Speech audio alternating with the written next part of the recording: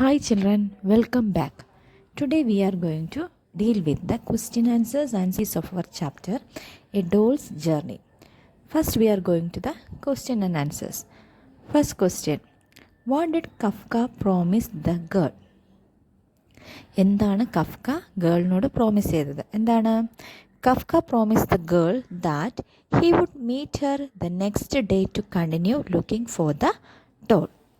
What is the second question? Why was the girl moody? എന്തുകൊണ്ടാണ് girl മൂഡിയായിരുന്നത്? എന്തുകൊണ്ടാണ്?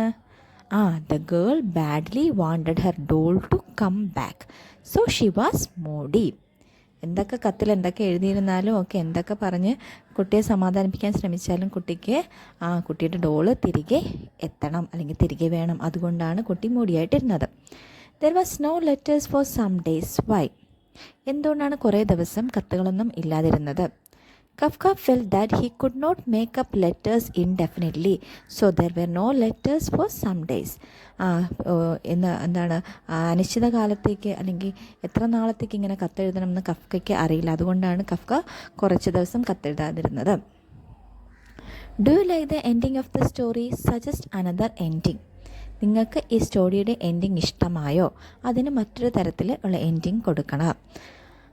I like this ending of the story, but it should end by the meeting of the girl and the doll so that the story will end happily. എനിക്ക് തോന്നിയതനുസരിച്ച് story നല്ല രീതിയിൽ തന്നെയാണ് end ചെയ്തത്. പക്ഷെ എന്നിരുന്നാലും ഒരു happy. Thank you. We will meet soon. By.